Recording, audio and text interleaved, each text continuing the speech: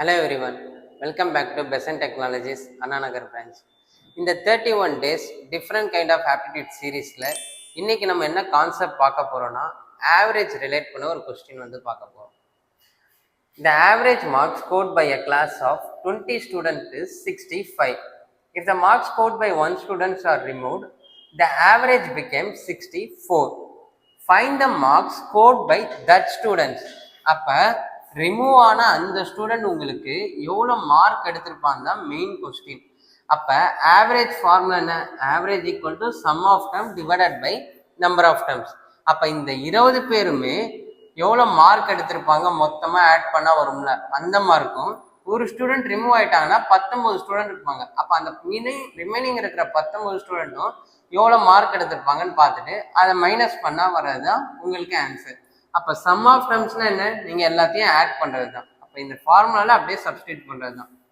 Average எவ்வளோ? 20 பேருக்கு 65ன்றது தான் 20 பேரோட ஆவரேஜ். ஈக்குவல் டு அவங்களோட சம் ஆஃப் டேர்ம்ஸ் தெரியுமா? தெரியாது. அதுதான் நீங்கள் கண்டுபிடிக்க போறீங்க. டிவைடட் பை நம்பர் ஆஃப் டேர்ம்ஸ்னா என்ன? எத்தனை பேர் இருக்காங்களோ அதுதான் நம்பர் ஆஃப் டேர்ம். இங்கே எத்தனை பேர் இருக்காங்க? 20 பேர். அப்போ 20 கிராஸ் மல்டிப்ளை ஆனால் இந்த 20 பேரோட சம் ஆஃப் டேர்ம்ஸ் வந்து உங்களுக்கு எவ்வளோ கிடைக்கும்?